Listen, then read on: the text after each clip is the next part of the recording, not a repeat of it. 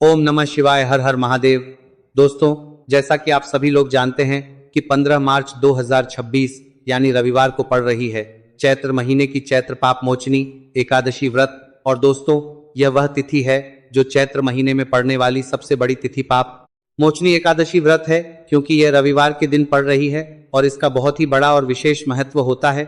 अगर कभी भी मौका लग जाए और 15 मार्च चैत्र महीने की चैत्र पाप मोचनी एकादशी रविवार को पड़ जाए तो आप लोग को हल्दी वाले पानी का उपाय तो अवश्य ही करना चाहिए। इन दोनों का संयोग बहुत कम आता है और इसी के साथ में अपनी शिव पुराण कथा में बताया है कि इस दिन आपको हल्दी वाले पानी का उपाय तो आपको अवश्य ही करना चाहिए, क्योंकि ऐसा दिन पूरे साल में सिर्फ एक ही बार आता है। और दोस्तों, आप सभी लोग जानते हो कि 15 मार्च रविवार पाप मोचनी एकादशी का अगर सबसे बड़ा कोई उपाय है तो हल्दी वाले पानी का उपाय है।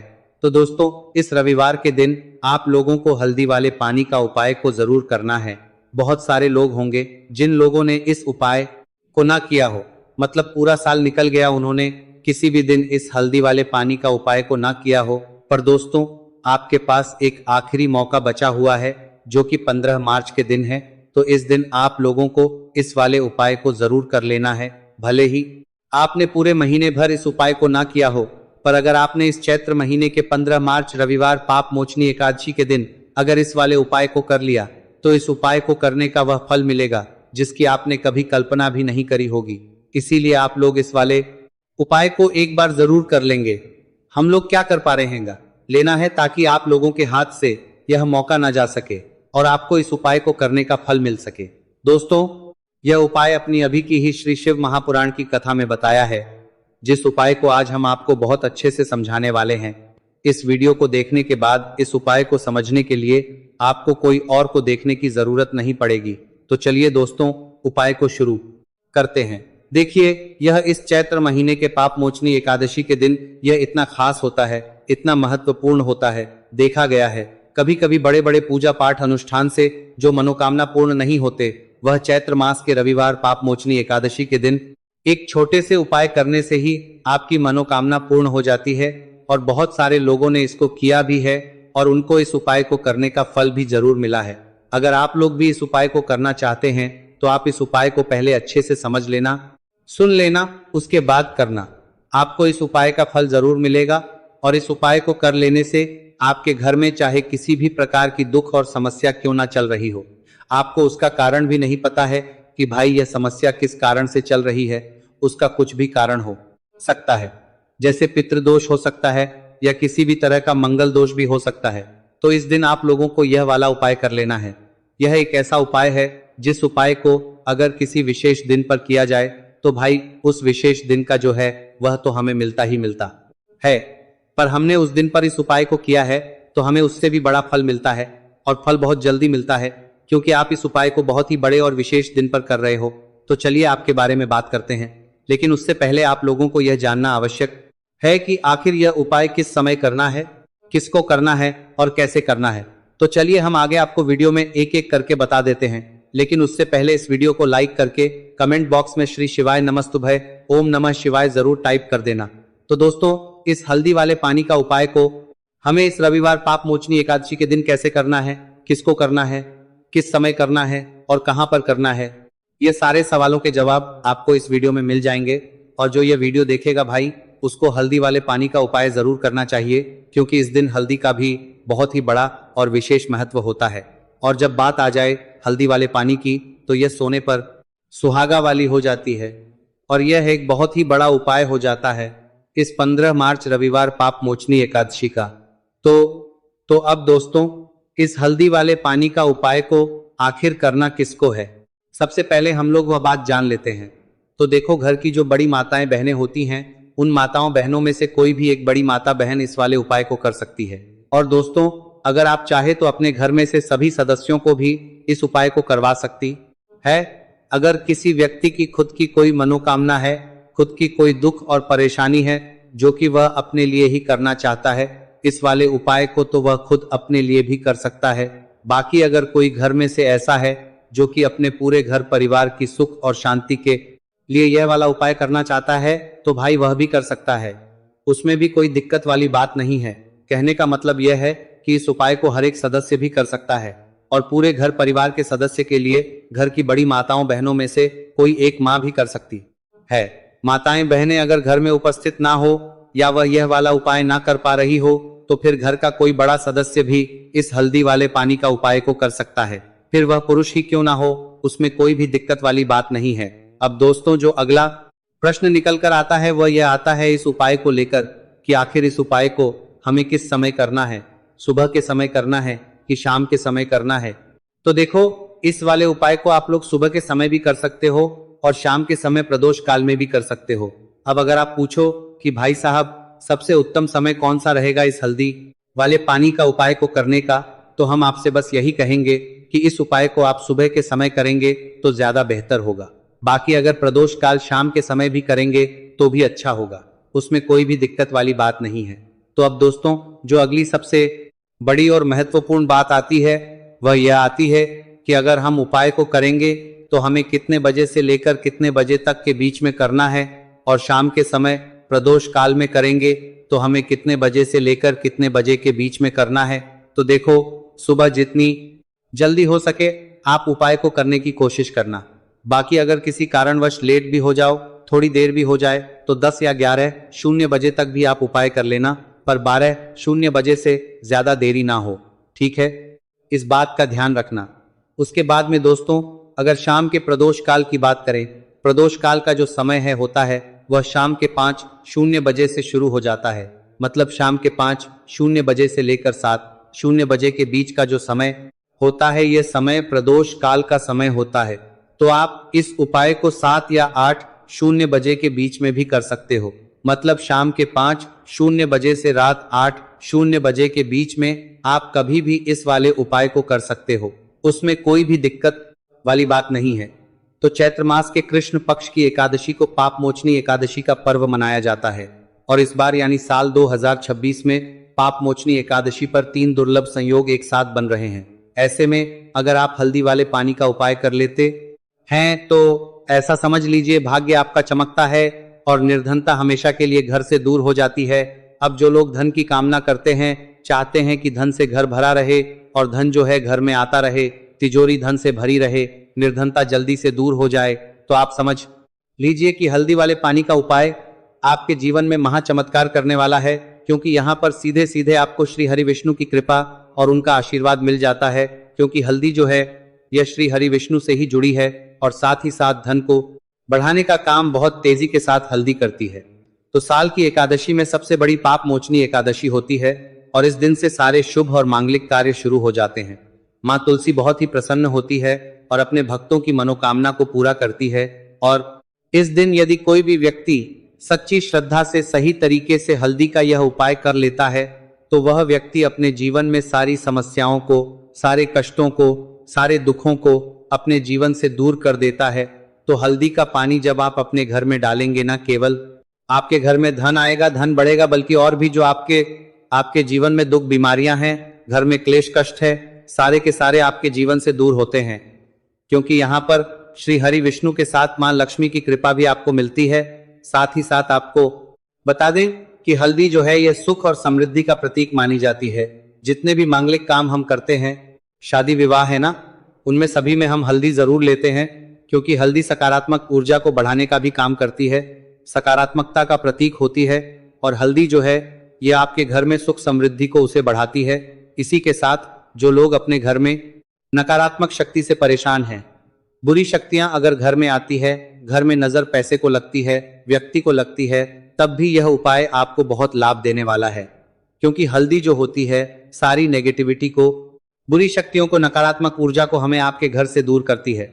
जब भी आप हल्दी का उपाय करते हैं, हल्दी वाले पानी का उपाय करते हैं, चलिए बात कर रहे हैं कि कैसे हल्दी के पानी से आप अपने भाग्य को रातों रात चमका सकते हैं।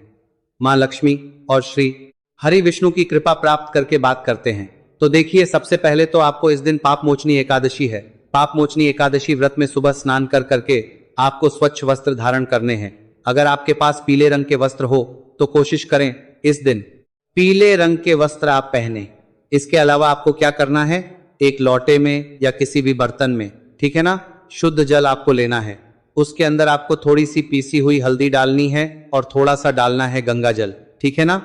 अब आपको क्या करना है, इस जल का छिड़काव अपने पूरे घर में करना है। लेकिन छिड़काव करेंगे कैसे? सबसे पहले घर के मंदिर में छिड़काव करेंगे। ओम नमो भगवते वासुदेवाय नमः यह मंत्र बोलेंगे।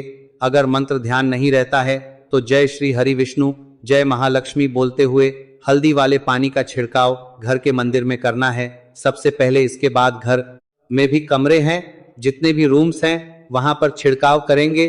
घर का जो ईशान कोण है यानी कि उत्तर और पूर्व के बीच की दिशा, यहाँ पर तो विशेषकर आपको इस पानी का छिड़काव करना है, जो हल्दी वाला पानी आपने तैयार करा है। इसके बाद आपको अपने घर के मुख्य द्वार पर जरूर से छिड़काव करना है, अंदर की तरफ भी और बाहर की तरफ भी।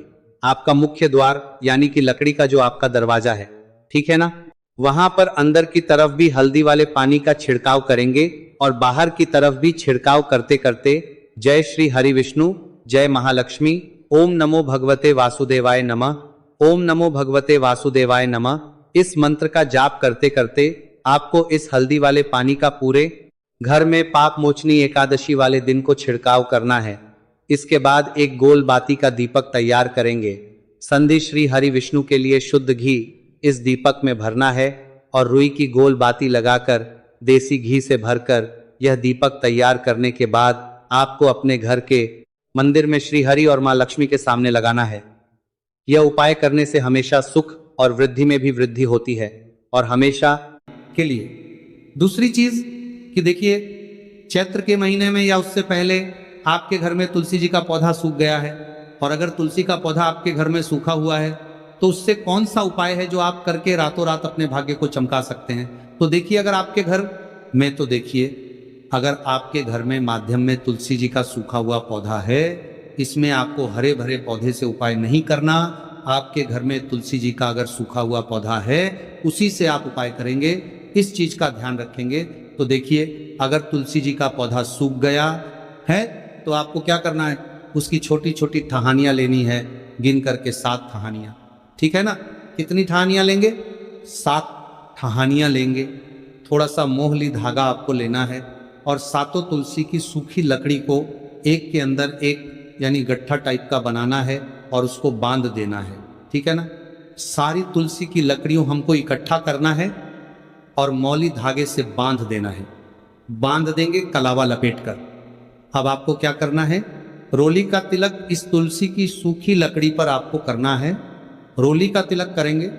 अगर चंदन है तो थोड़ा सा चंदन लगा दीजिए। अभी ये तुलसी की जो सूखी लकड़ी है ये आपको थोड़ी देर अपने घर के मंदिर में रखनी है, श्री हरि विष्णु के सामने, और एक देसी घी का दीपक आपको श्री हरि विष्णु के सामने लगाना है। दीपक गोल बाती का लगाएंगे और उसमें एक चुटकी पिसी हुई हल्दी डाल देंगे, ठीक है ना। श्री हरि विष्णु को हल्दी बहुत प्रिय है, दीपक लगा देंगे। थोड़ी देर बाद जो तुलसी की लकड़ियां हैं उनको ऐसे ही रखा रहने देंगे, तिलक कर देंगे। अब थोड़ी देर बाद आपको क्या करना है, तुलसी की वो जो सूखी लकड़ियां आपने बांधी थी कलावे से, मोली धागे से, अब आपको उन्हें उठाना है।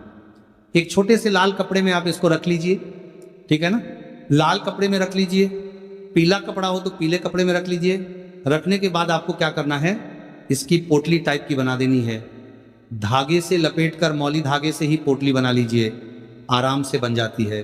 अब इस पोटली को आपको कहाँ रखना है, इसे आपको अपने घर के मुख्य द्वार पर टांगना है, ठीक है ना। अंदर की तरफ, बाहर की तरफ नहीं, अंदर की तरफ, मुख्य द्वार पर अंदर की तरफ टांग दीजिए और माँ लक्ष्मी का ध्यान करिए, श्री हरि विष्णु का ध्यान करिए, उनसे प्रार्थना करिए कि हे धन की देवी माँ लक्ष्मी, आप मेरे घर में पधारिए और अपनी कृपा मुझ पर बरसाइए। इस तरह से आपको प्रार्थना करनी है और मंत्र बोलना है, ओम नमो भगवते वासुदेवाय नमः 11 बार यह मंत्र बोलना है। एक दीपक आपको जिस दिन भी उपाय कर रहे हैं अपने घर के मुख्य द्वार पर प्रज्वलित करना है। चौमुखी दीपक यानी 4 बाती का दीपक लगाएंगे और थोड़ी सी हल्दी उस दीपक में भी डाल देंगे। मुख्य द्वार पर दीपक बाहर की तरफ लगाना है, सीधे हाथ पर, ठीक है ना। ये उपाय चैत्र में आप करिए और देखिए कि कैसे आप महाकरोड़पति बनते हैं, कैसे आपके पास पैसा आता है और कैसे आपके पास पैसा रुकता है। तो ये वही उपाय है जो रातों रात आपके भाग्य को चमकाएगा और आपको महाधनी बनाएगा। छोटा सा उपाय आपको महाकरोड़पति बनाएगा।